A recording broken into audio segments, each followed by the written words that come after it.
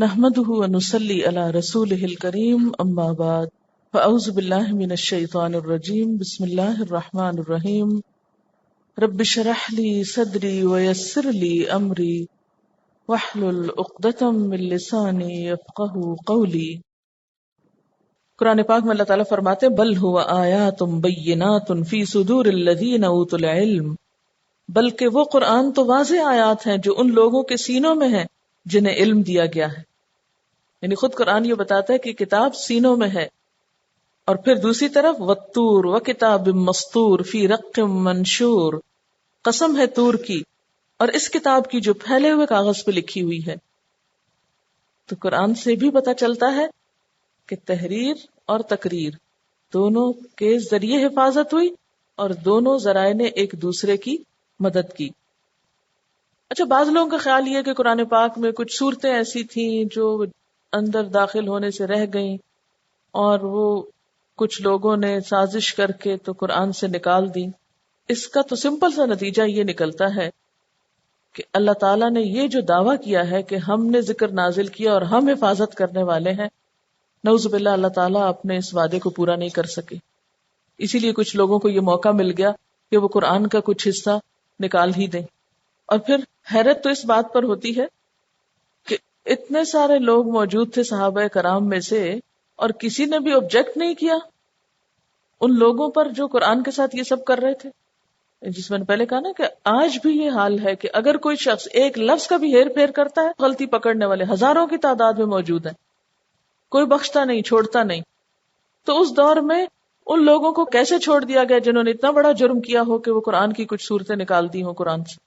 تو یہ بات جو ہے یہ حقائق پر مبنی نہیں ہے، جذبات پر مبنی ہے۔ اور پھر آپ دیکھیں کہ نہ صرف یہ کہ لفظی طور پر صوتی اعتبار سے، بلکہ مانوی اعتبار سے، ایک تیسری حفاظت ہے، مانوی اعتبار سے اللہ کے رسول صلی اللہ علیہ وسلم کی احادیث کو محفوظ کرنے کے لیے لاکھوں لوگ پیدا ہوئے، اور ان احادیث کے ذریعے قرآن کے مفہوم کی بھی حفاظت ہو گئی۔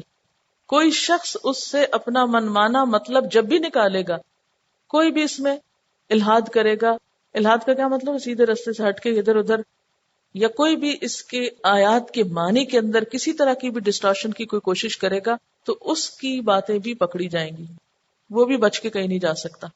اسی لیے تفسیر قرآن کا صحیح طریقہ کیا ہے؟ پہلے اس تفسیر کو قرآن کی باقی آیات کی روح سے پرکھا جائے گا، اس کے بعد احادیث کے ذریعے پرکھا جائے گا۔ تو یہ جو حدیث کا جمع ہونا ہے اور حدیث کا محفوظ ہونا جو ہے، یہ بھی ایک ذریعہ بنا قرآن کو مانوی تحریف سے بچانے کا۔ پھر اس کے بعد صحابہ کرام ہیں جنہوں نے اس پر عمل کیا، وہ بھی ایک ذریعہ ہے۔ یعنی آج اگر کوئی شخص کسی آیت کو کانٹیکسٹ سے نکال کر کوئی ایسا مفہوم پہنانے کی کوشش کرے گا جو قرآن کی روح کے منافی ہو تو قابل قبول نہ ہوگا، اس کی بہت جلد پہچان ہو جائے گی، کیونکہ دیکھا یہ جائے گا کہ صحابہ کرام نے اس پر عمل کیسے کیا تھا۔ فَإِنْ آمَنُوا بِمِثْلِ مَا آمَنْتُمْ بِهِ فَقَدِ اهْتَدَوْا۔ تو ایسی صورت میں اللہ سبحانہ وتعالیٰ نے اس کتاب کی حفاظت کی۔ اور پھر چوتھے درجے پر آپ دیکھیں کہ جتنے بھی سائنسی حقائق ہیں جن کا وقتاً فوقتاً آپ سے ذکر کیا جاتا ہے، یہ بھی قرآن کی اوتھینٹسٹی پر ایک بڑی دلیل ہے آج کے دور میں، کہ بہت سی ایسی آیات اور ایسے فیکٹس جو 1400 سال پہلے ذکر کیے گئے قرآن میں، آج لوگوں نے ان کو ڈسکور کیا اور حیرت انگیز طور پر ان کی جو سچائی تھی وہ ان کے سامنے آئی کہ یہ وحی کے علاوہ کوئی ذریعہ نہیں ہو سکتا، کہ انا نحن نزلنا الذکر کا وہ ایک کھلا ثبوت ہے۔ وَلَقَدْ أَرْسَلْنَا مِن قَبْلِكَ فِي شِيَعِ الْأَوَّلِينَ، اور البتہ تحقیق رسول بھیجے ہم نے آپ سے پہلے، فی شیع گروہوں میں، الاولین پہلوں کے، یعنی گزشتہ قوموں میں بھی ہم نے بہت سے رسول بھیجے ہیں۔ وَمَا يَأْتِيهِم مِّن رَّسُولٍ إِلَّا كَانُوا بِهِ يَسْتَهْزِئُونَ، اور نہیں آیا ان کے پاس کوئی رسول مگر یہ کہ وہ اس کا مذاق اڑاتے ہی تھے۔ یعنی پچھلے بھی تمام پیغمبروں کے ساتھ ان کی قوموں نے یا قوم والوں نے ایسا ہی سلوک کیا جو آپ کی قوم آپ کے ساتھ کر رہی ہے۔ آپ صلی اللہ علیہ وسلم کو تسلی دی جا رہی۔ كَذَلِكَ نَسْلُكُهُ فِي قُلُوبِ الْمُجْرِمِينَ، اسی طرح ہم داخل کرتے ہیں اس کو مجرموں کے دلوں میں۔ نسلکہ، سین لام کاف، سلکا، سلک کہتے ہیں تار کو. سلک بیسیکلی تو کس کو کہتے ہیں؟ سلک، ریشم کو. آپ نے را سلک دیکھا ہے کبھی؟ کیڑا جو ریشم بناتا ہے کبھی دیکھا ہے کس طرح لپٹا ہوا ہوتا ہے؟ وہ ایک طرح سے اس کا لعاب نکلتا ہے نا منہ سے، تو وہ ایک تار کی شکل میں ہوتا ہے، جیسے گچھے کسی شکل میں ہوتا ہے. تو سلک تار کو کہتے ہیں. یہاں پر سلکا کا کیا مطلب ہے؟ چلانا، کیونکہ وہ بھی چلتی جاتی ہے نا، سلک بھی، تار بھی چلتی جاتی ہے. تو ہم چلاتے ہیں اس کو، یعنی داخل کرتے ہیں اس کو، کیونکہ آگے فی آ گیا ہے نا. سلکا فی کا کیا مطلب ہے؟ کسی چیز میں داخل کرنا. فی قلوب المجرمین، مجرموں کے دلوں میں. کیا چیز داخل کرتے ہیں مجرموں کے دلوں میں؟ اگر اس آیت کو پچھلی آیت سے ہم ریلیٹ کریں تو معنی کچھ یوں ہوگا کہ پچھلے پیغمبروں کے ساتھ ان کی قوموں نے جو مذاق کیا اور ان کے دلوں نے ان کو جو نہیں مانا، تو یہ کیوں ہوا؟ کذالک، اسی طرح. تو پیچھے سے ریلیٹ کر رہا ہے نا. مراد اس سے یہ ہے کہ رسولوں کا مذاق اڑانا اور ان کا انکار کرنا ہم مجرموں کے دل میں داخل کر دیتے ہیں بوجہ ان کی ہٹ دھرمی کے، نفاق کے، نہ ماننے کے. یعنی مسلسل وہ جو انکار کرتے ہیں یا مسلسل جو ہٹ دھرمی کو ثبوت دیتے ہیں، تو پھر ہم ان کے ساتھ کیا معاملہ کرتے ہیں؟ ان کے اندر سے توفیق چھین لیتے ہیں ماننے کی. اصل میں ہوتا تو ایسا ان کے اپنے کیے کی بدولت ہے، لیکن اللہ تعالیٰ اس کو اپنی طرف منسوب کریں کہ ہم پھر ایسا کرتے ہیں ان کے ساتھ. اچھا، اس کا ایک اور معنی بھی کیا گیا کہ یہ قرآن ماننے والوں کی تو روح کی غذا بن کے اندر داخل ہوتا ہے ان کے دلوں میں، اور نہ ماننے والوں کے لیے یہ کیا ہے؟ گویا ایک گرم سلاخ کی طرح ہے، گرم تار کی طرح ہے جو کسی کے دل کے اندر سے گزر رہی، کیونکہ وہ مجرم لوگ ہیں. لا یؤمنون بہ، وہ اس پر ایمان نہیں لاتے. وقد خلت سنت الاولین، اور تحقیق گزر چکی سنت پہلوں کی، پہلوں کا طریقہ بھی گزر چکا. ان کے ساتھ بھی یہی ہوا. کون سا طریقہ؟ کہ ان کے تکذیب اور استہزاء کے بعد ان کو ہلاک کرنا. یعنی کسی بھی قوم کو ہلاک کرنے کا یہ طریقہ پہلے بھی آزمایا جا چکا ہے. وَلَوْ فَتَحْنَا عَلَيْهِمْ بَابًا مِّنَ السَّمَاءِ، اور اگر ہم کھول دیتے ان پر ایک دروازہ آسمان سے، فَظَلُّوا فِيهِ يَعْرُجُونَ، تو وہ اس میں چڑھنے لگتے. ظلو کا لفظ جو ذلہ سے ہے، ذلہ کا روٹ زوئے لام لام ہے، ذل کہتے ہیں سائے کو. تو دن کے وقت کسی کام کے ہونے کے لیے ایسا ہوتا ہے، یعنی دن کی روشنی میں بھی وہ آسمان پہ چڑھ جاتے. لقالو، البتہ وہ کہتے، انما سکرت ابصارنا، کہ ہماری تو آنکھیں مسحور کر دی گئی، مست ہو گئی، نظر بند کر دی گئی. بل نحن قوم مسحورون، بلکہ ہم تو مسحور کر دی جانے والی قوم ہیں یا لوگ ہیں. یہ بات کیوں کی گئی کہ اگر ہم ان پر آسمان کا کوئی دروازہ کھول دیتے اور وہ دن دہاڑے اس میں چڑھنے بھی لگتے، تب بھی وہ یہی کہتے کہ ہماری آنکھوں کو دھوکا ہو رہا ہے، بلکہ ہم پہ جادو کر دیا گیا ہے. یعنی ان کا کفر اور عناد اتنا بڑھ چکا ہے، ان کی ضد اتنی بڑھ چکی ہے کہ ان کے سامنے بڑی سے بڑی دلیل بھی بیکار ہے، بے مقصد ہے، اس سے کچھ بھی فائدہ نہ اٹھائیں گے. اور کیا کہیں گے کہ ہم ہی کو دھوکا دے دیا گیا ہے. سکرت، سین کافرے کس سے ہے؟ سکران، مدہوشی، بے ہوشی. یعنی جس کو نہیں ماننا ہوتا نا، وہ کوئی نہ کوئی بہانہ اپنے پاس ضرور رکھتا ہے، حتیٰ کہ وہ کیا کہے گا، ہماری نظر بندی کر دی گئی، ہم پہ تو جادو کر دیا گیا ہے، ہم تو اس چڑھنے کو بھی نہیں مان سکتے. یہ بھی کچھ حقیقت نہیں، افسانہ ہی ہے. یعنی چونکہ یہ ماننا نہیں چاہتے، اس لیے ان کے سامنے جتنی مرضی لا کے دلیلیں رکھو یہ نہیں مانیں گے. حتیٰ کہ اگر ان کے سامنے دن کی روشنی میں بھی آسمان کا دروازہ ان کے آگے کھل جائے اور یہ اندر جا کے اپنی آنکھوں سے جنت جہنم دیکھ لیں، تب بھی یہ نہیں مانیں گے، ماننا ہی نہیں چاہتے. چونکہ ان کے دل غافل ہے نا، ان کی پرائرٹیز کچھ اور ہیں، یہ تو کھانے پینے اور شغل کرنے میں مصروف ہیں. اور پھر یہ ایسی دلیلیں مانگتے ہیں. اللہ نے اتنے سارے دلائل رکھے ہیں ان کے سامنے. کیا یہ رات کو آسمان نہیں دیکھتے جس پر چمکتے تارے ہوتے ہیں؟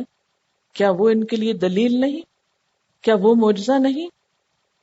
اللہ کی ہستی کو ثابت کرنے کا ذریعہ نہیں؟ وَلَقَدْ جَعَلْنَا فِي السَّمَاءِ بُرُوجًا، اور البتہ تحقیق بنائے ہم نے آسمان میں ستارے یا مضبوط قلعے، وَزَيَّنَّاهَا اور زینت دی ہم نے ان کو، خوبصورت بنایا ہم نے ان کو، للناظرین ناظرین کے لیے، دیکھنے والوں کے لیے۔ آسمان میں بروج کی بات ہو رہی ہے۔ بروج کا لفظ برج سے ہے۔ برج کا لفظی معنی ہوتا ہے ظاہر ہونا، ظہور۔ یہاں ستاروں کو کیوں برج کہا گیا؟ اس لیے کہ وہ ظاہر ہوتے ہیں۔ رات کے اندھیرے میں آسمان پر اور کچھ بھی نہیں دکھتا سوائے ستاروں کے یا چاند کے، تو اس لیے اس کا جو عام فہم مفہوم کیا جاتا ہے وہ کیا ہے کہ ہم نے آسمان میں ستارے بنائے اور ہم نے ان کو دیکھنے والوں کے لیے بہت خوبصورت بنایا۔ وَحَفِظْنَاهَا مِن كُلِّ شَيْطَانٍ الرَّجِيمٍ اور ہم نے ان کی حفاظت کی ہر شیطان مردود سے، یعنی جس طرح زمین کی دوسری مخلوقات زمین کے خطے میں قید ہیں، اسی طرح شیاطین جن بھی اسی خطے میں مقید ہیں، عالم بالا تک ان کی رسائی نہیں ہوتی۔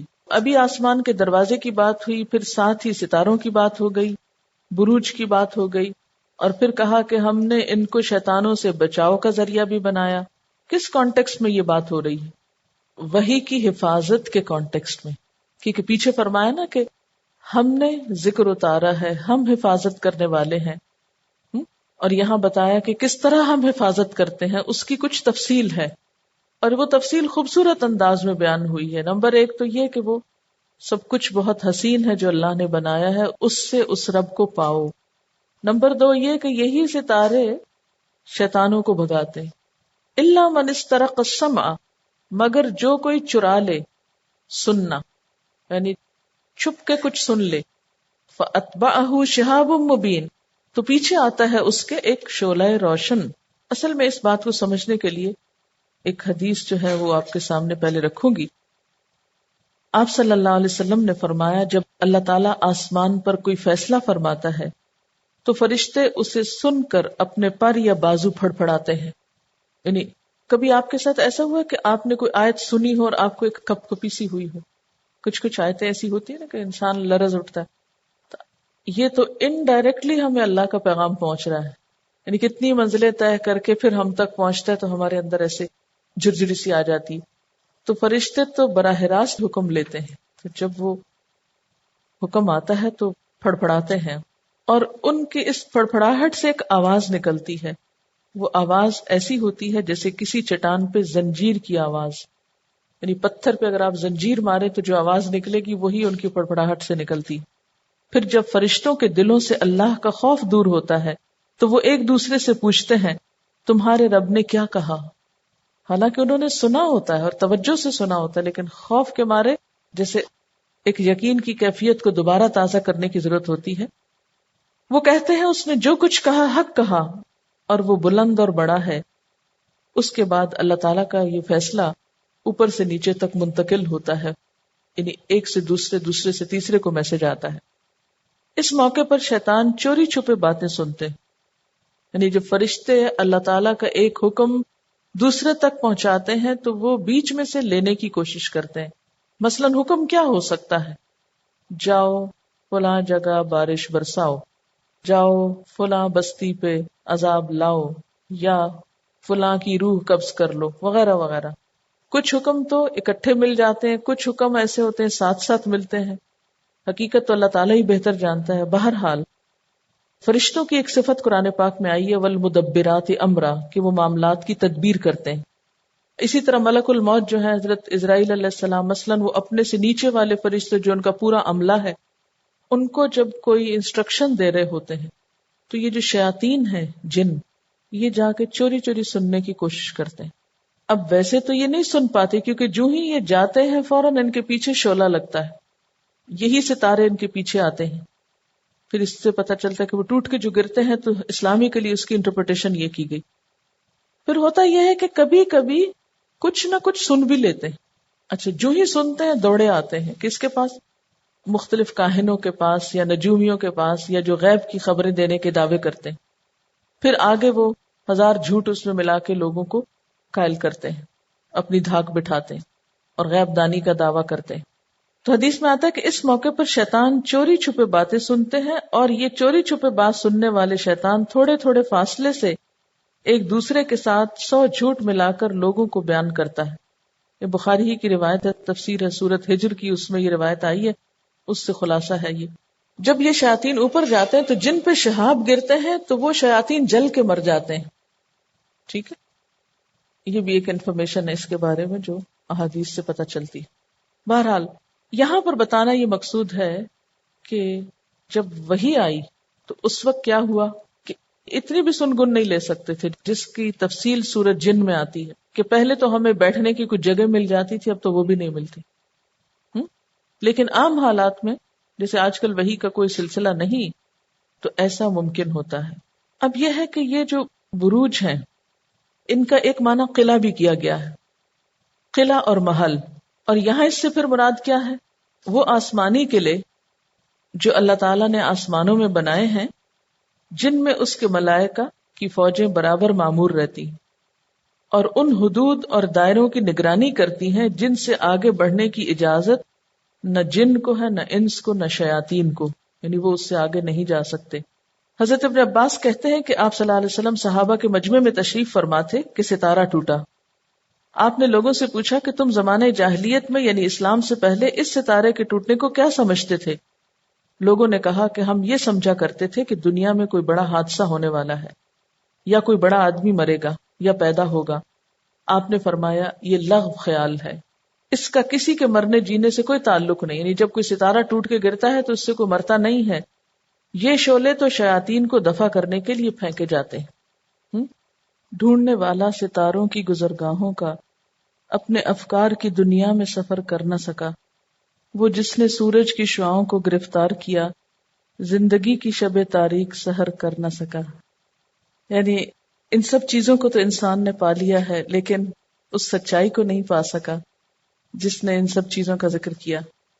اَأَنتُمْ أَشَدُّ خَلْقًا أَمِ السَّمَاءُ بَنَاهَا، کیا تمہاری پیدائش مشکل کام تھی یا آسمانوں کی پیدائش جسے ہم نے بنایا؟ لیکن بات یہ ہے کہ نیکڈ آئی سے بہت سے سین آپ نہیں دیکھ سکتے. مجھے زندگی میں ایک دفعہ موقع ملا چترال میں آسمان کو دیکھنے کا رات کے وقت، کیونکہ عموماً وہاں بھی بادل وغیرہ ہوتے ہیں تو کچھ نظر نہیں آتا. تو وہ اتفاق کی بات تھی کہ اس رات بالکل کلیئر تھا آسمان، اور باہر ہم سوئے ہوئے تھے، اور آدھی رات کو جو میری آنکھ کھلی وہ نظارہ کبھی نہیں بھولتا. سیاہ آسمان اور اس میں روشن ستارے، کبھی اس نیت سے بھی سائے ہون بنے. ہم لوگ عموماً ایسی جگہوں پر جاتے بھی ہیں تو ٹیلی ویژن کے آگے رات کو بیٹھے رہتے ہیں، قدرت کے نظارے کم ہی دیکھتے ہیں. یہ جو بات ہے نا خاص طور پر وَزَيَّنَّاهَا لِلنَّاظِرِينَ، ان کی جو خوبصورتی ہے وہ یعنی عموماً شعلے خوبصورت نہیں ہوتے لیکن آسمانی شعلے خوبصورت بھی ہیں، کلرز بہت خوبصورت. آسمان کا ذکر کرنے کے بعد پھر زمین کی بات کی گئی. وَالْأَرْضَ مَدَدْنَاهَا، اور زمین کو ہم نے پھیلا دیا.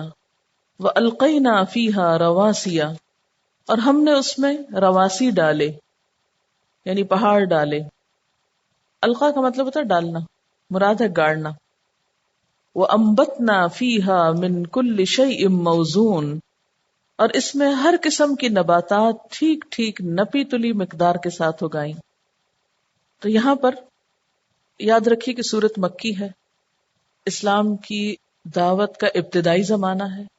لوگوں کو کائنات کی نشانیاں دکھا کر دین کی طرف راغب کیا جا رہا ہے، اور آپ کے بھی دین میں آنے کا نیا نیا زمانہ ہے. اسی لیے آپ کو بھی یہ نشانیاں دکھا کر دین کی طرف راغب کیا جا رہا ہے کہ اس سچائی کو مان جائیں. جیسا کہ آپ جانتے ہیں کہ ابتدا میں آسمان اور زمین جو تھے وہ باہم جڑے ہوئے تھے. قرآن پاک ہی نے اس کا ذکر کیا، کانتا رتقن ففتقناہما، ان کو ہم نے الگ الگ کر دیا. جب زمین جو تھی وہ آسمان سے الگ ہوئی تو ایک گولے کی شکل میں تھی. جب وہ پھٹی تو اس کے اندر کچھ گہرائیاں پیدا ہوئیں جس میں سمندر کا پانی جمع ہوا. پھر اس گہرائی کو بیلنس کرنے کے لیے اللہ تعالیٰ نے دوسری طرف پہاڑ ڈالے. یعنی پانی ہیوی ہوتا ہے نا، تو اس کو بیلنس کرنے کے لیے بڑے بڑے پہاڑ جمائے اور ان کو زمین کے اندر گاڑ دیا. پھر زمین کے اوپر طرح طرح کے نباتات پیدا ہوئے، حیوانات پیدا ہوئے، اور مختلف چیزیں زمین پہ پھیلنے لگی. لیکن بات یہ ہے کہ ہر چیز کو اللہ تعالیٰ نے جہاں پھیلنے کا موقع دیا وہاں اس کے ساتھ ساتھ اس کی ایک حد مقرر کر دی، اسے حد سے آگے نہیں جانے دیا. ہمیں تو حکم ہے نا والحافظون لحدود اللہ، اپنی حدود کی خود حفاظت کریں، لیکن باقی چیزوں کے اندر لمٹس اللہ تعالیٰ نے خود رکھ دی اور وہ اس سے آگے نہیں جا پاتی. مثلا پودے اور درخت اپنی نسلیں بڑھا سکتے ہیں، اور کہا یہ جاتا ہے کہ اگر صرف ایک پودے کو زمین پہ خود پھیلنے کا موقع دے دیا جائے تو پوری زمین یعنی اس سے ڈھک جائے. اگر ایک جانور کو بڑھنے کا موقع دے دیا جائے تو اس کے اندر اتنی صلاحیت ہے کہ پوری زمین اس جانور سے بھر جائے. لیکن اللہ تعالیٰ نے ایک خودکار نظام ایسا رکھا ان کی نسلیں کنٹرول کرنے کا کہ وہ ایک لمٹ سے آگے نہیں جاتی، ورنہ زمین پر یہ سارا حسن ختم ہو کر رہ جائے. ہر چیز ایک اندازے کے ساتھ ہے. من کل شیء موزون، موزون کا لفظ جو ہے واو زینون سے ہے، وزن سے. اردو میں جو موضوع آپ استعمال کرتے ہیں اس سے بھی ہے، یعنی پھر اسی طرح معلوم کے معنوں میں بھی ہے، یعنی حسب ضرورت اس کا وزن کیا گیا کہ کون سی چیز کتنی چاہیے. اللہ تعالیٰ نے جب زمین کو پیدا کیا تو ایک خاص وزن یا مقدار کے مطابق مختلف چیزوں کو زمین پہ اتارا یا بھیجا یا پیدا کیا یا بڑھنے کی صلاحیت اس میں رکھی. اب آپ دیکھیں کہ جانوروں میں کوئی برتھ کنٹرول نہیں ہوتا، لیکن سارے کے سارے ایک لمٹ کے اندر ہیں، اس سے آگے نہیں بڑھ سکتے، یعنی ان کی تعداد کے اعتبار سے. اسی طرح پھر ہر تخلیق کے اندر ایک اندازہ ہے. مثلا اگر پتنگے کو بڑھنے دیا جائے تو شاید ہاتھی برابر ہو جائے، اور ہاتھی کو بڑھنے دیا جائے تو شاید پہاڑ برابر ہو جائے، لیکن اللہ تعالیٰ نے اس کو ایک حد پہ روک دیا. اسی طرح پودوں کو، مختلف فروٹس وغیرہ کو، یہ سارا انتظام دراصل اللہ تعالیٰ کی طرف سے، اس کی پلاننگ ہے، یہ انسان کی نہیں.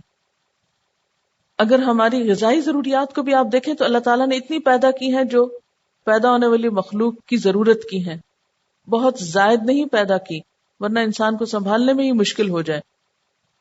تو انہی چیزوں کی طرف یہاں پر متوجہ کیا گیا کہ زمین کو ہم نے پھیلایا ہے، اس میں پہاڑ ہم نے ڈالے ہیں، اس میں ہر چیز ہم نے اگائی ہے، پیدا کی ہے، لیکن ایک مقرر اندازے کے ساتھ. یہ اندازہ ہمارا قائم کردہ ہے. اچھا یہ لفظ آپ یاد رکھیے جب انشاءاللہ سورۃ الرحمن کی تفسیر کریں گے، اس میں بھی آتا ہے نا کہ اس نے میزان مقرر کی، اللہ تطغوا فی المیزان، تم اس میزان کو خراب نہ کرو. وجعلنا لکم فیہا معائش، اور ہم نے اس میں تمہارے لیے اسباب معیشت رکھے. معائش معیشت کی جمع ہے. معیشت کہتے ہیں زندگی کے گزارنے کے اسباب اور وسائل کو، یعنی جن پر زندگی کا دار و مدار ہوتا ہے. یعنی تمہیں بنایا اور تمہارے لیے زندگی گزارنے کے بہت سے سامان رکھے. وَمَن لَسْتُمْ لَهُ بِرَازِقِينَ، اور جن کے تم رازق نہیں ہو ان کو بھی ہم نہیں بنایا. ایک معنی تو اس کا یہ ہے. پھر یہاں پر لام جو ہے من سے پہلے محذوف ہے. وَلِمَن لَسْتُمْ لَهُ بِرَازِقِينَ، اور ان کے لیے بھی رزق کے سامان پیدا کیے جن کے رازق تم نہیں ہو. اور وہ کون ہیں؟ جن کو بسا اوقات انسان ہی کھلا رہا ہوتا ہے، مثلا جانور وغیرہ یا نوکر چاکر. فرمایا کہ ان کو دے کر یا کھلا کر کبھی مت سمجھو کہ تم ان کو دے رہے ہو. یا اس میں انسان بھی آ سکتے ہیں، اپنی اولاد بھی آ سکتی. جس کو انسان کھلاتا ہے سمجھتا ہے میں کھلا رہا ہوں، اور جس کی وجہ سے وہ اس سب کو کنٹرول کرنے کی کوشش کرتا ہے کہ زیادہ بچے پیدا نہ ہو، پھر کھلائیں گے کہاں سے. فرمایا وَمَن لَسْتُمْ لَهُ بِرَازِقِينَ، صرف تمہارے لیے ہی نہیں معیشت کے سامان پیدا کیے، صرف تمہاری زندگی گزارنے کے لیے ہی سب نعمتیں نہیں رکھی زمین میں اندازے کے مطابق، ان کے لیے بھی رکھی ہیں جن کے بارے میں تم سمجھتے ہو کہ تم رزق دے رہے ہو، تم ان کو رزق نہیں دے رہے ہو. وَإِن مِّن شَيْءٍ، اور نہیں کوئی بھی چیز، الا مگر عندنا، ہمارے پاس، خزائنہ، اس کے خزانے ہیں. ہمارے پاس ہر چیز کے خزانے موجود ہیں. وما ننزلہ الا بقدر معلوم، اور نہیں ہم اتارتے ان کو مگر ایک اندازے کے ساتھ۔ ان خزانوں سے کیا مراد ہے؟ بعض نے اس سے مراد بارش لی ہے، کیونکہ بارش ہی ساری پیداوار کا ذریعہ ہے۔ فرمایا کہ ہمارے پاس پانی کے خزانے ہیں، لیکن ہم انہیں تمہارے پاس ایک اندازے کے مطابق اتارتے ہیں، یعنی یہ حد بندی کا ایک اصول ہم نے قائم کر رکھا ہے۔ کسی بھی چیز کی کمی نہیں ہے ہمارے پاس، بہت کچھ ہے، لیکن ہم دیتے تھوڑا تھوڑا ہیں، اتارتے ضرورت کے مطابق ہیں۔ یا پھر خزانے سے مراد ہر چیز کے سٹور جو اللہ تعالیٰ نے مختلف شکلوں میں زمین کے اندر رکھے ہوئے ہیں، آئندہ آنے والی نسلوں کی ضرورت کے لیے بھی، معدنیات کی شکل میں اور دیگر انسانی ضروریات جو زمین کے اندر پہاڑوں کے اندر چھپا کے رکھی ہوئی ہیں، یا پھر یہ کہ آسمان سے ان کے اتارنے کا بندوبست ہے۔ اصل یہ کہ پانی نہ ہو تو غذا نہ ہوگے، پانی آتا ہے تو آپ دیکھیں ایک دانہ 700 دانے جا بنتا ہے، تو ضرورت کے مطابق پانی اترتا ہے، ضرورت کے مطابق وہ خزانے تیار ہوتے چلے جاتے ہیں۔ کبھی آپ سوچیں کہ ایک دانہ 700 کیسے بن جاتا ہے؟ وہ تو زمین کے اندر ایک ڈالتے ہیں، ہوتی تو وہ مٹی ہے، مٹی میں تو کوئی خزانہ نظر نہیں آتا، لیکن اس کے اندر ایسی طاقت ہے پانی کے ساتھ مل کر وہ ایک کو 700 بنا دیتی۔ تو یہ جو 700 بنے یہ خزانے کدھر تھے پہلے؟ اور یہ جو بقدر معلوم ہے یہ ہر چیز میں پایا جاتا ہے، یہ معلوم اندازہ۔ سورج ایک اندازے پر ہے، اگر دور چلا جائے تو مشکل ہو جائے، قریب آ جائے تو زمین کی ہر چیز جل کے رہ جائے۔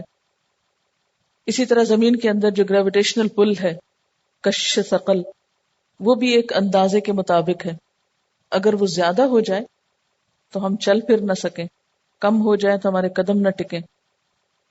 اسی طرح باقی چیزیں بھی، پانی کو دیکھیں، اگر خزائن سے مراد یہاں پانی ہے تو پانی کو اگر آپ دیکھیں تو انسانوں اور جانوروں کے سیراب کرنے کے لیے، پودوں کی نشو و نما کے لیے کتنا ضروری ہے، لیکن جب بارش برستی ہے تو ہم سارے کا سارا اس کو سٹور نہیں کر سکتے، ہم نہیں سٹور کر سکتے۔ اگلی آیت میں آتا ہے وَأَرْسَلْنَا الرِّيَاحَ لَوَاقِحَ، اور بھیجی ہم نے ہوائیں بارآور، فَأَنزَلْنَا مِنَ السَّمَاءِ مَاءً، پھر ہم نے آسمان سے پانی اتارا، فَأَسْقَيْنَاكُمُوهُ، پھر ہم نے اسے تم کو پلایا، وَمَا أَنْتُمْ لَهُ بِخَازِنِينَ، اور تم اس کو جمع کرنے والے نہیں ہو، ذخیرہ نہیں کر سکتے۔ یعنی پانی کو اپنی ضرورت کے مطابق اکٹھا کرنا، جمع کرنا تمہارے بس میں نہیں۔ اگر تمہارے ذمہ یہ کام کیا جاتا تو تمہارے پاس جمع شدہ پانی خراب ہو جاتا، تمہارے پاس وہ وسائل ہی نہیں جو اللہ تعالیٰ نے خود قدرتی طور پر رکھے ہیں۔ جو بھی بارش اترتی یا تو وہ کچھ استعمال ہو جاتا ہے، یا پھر تالابوں، جھیلوں کی شکل میں پانی محفوظ ہو جاتا ہے، پھر اسی طرح ایک بڑے حصے کو پہاڑوں کی چوٹیوں پر برف کی شکل میں جما دیا جاتا ہے، وہاں پر نہ کوئی گرد و غبار جاتا ہے، نہ کوئی غلاظت جاتی ہے، نہ کوئی انسان جاتا ہے، اور نہ ہی اور پرندے وغیرہ جا کے وہاں بیٹھتے نہیں۔ کتنے صاف ستھرے انداز میں وہاں پر برف جما کے پانی کو سٹور کیا گیا ہے۔ پھر اسی طرح یہ کہ سمندروں کے اندر میٹھے پانی کے چشمے ہیں۔ فرمایا کہ یہ خزانے تم نے جمع نہیں کر رکھے، یہ سب کچھ کرنے والے ہم ہیں۔ اچھا، یہاں پر ہواؤں کی بات بھی کی گئی کہ ہوائیں ہم نے بارآور بنائی۔ لواقح کا لفظ جو ہے یہ لاقحن یا لاقحتن کی جمع ہے۔ لقاح نطفے کو کہتے ہیں، سپرم کو، اور لقحہ اس اونٹنی کو کہتے ہیں جو بچہ اٹھائے ہوئے ہوتی ہے، جیسے عورت کے لیے حامل کا لفظ استعمال ہوتا ہے یا حاملہ کا، تو لواقح بیسیکلی حاملہ کے معنوں میں بھی ہے۔ ہوائیں کیسے حاملہ ہیں؟ ہوائیں کیا اٹھائے ہوئے ہیں؟ سب سے پہلے تو بادل، پانی اٹھائے ہوئے ہیں جس کانٹیکس میں یہ بات ہو رہی ہے، اور اس کے علاوہ ہوائیں جب اڑتی ہیں تو ان کے اندر ایسی چیزیں موجود ہوتی ہیں جو پولینیشن کا کام دیتی ہیں۔ وآخر دعوانا ان الحمد للہ رب العالمین۔ سبحانک اللہم وبحمدک، نشہد ان لا الہ الا انت، نستغفرک ونتوب الیک۔ والسلام علیکم ورحمۃ اللہ وبرکاتہ۔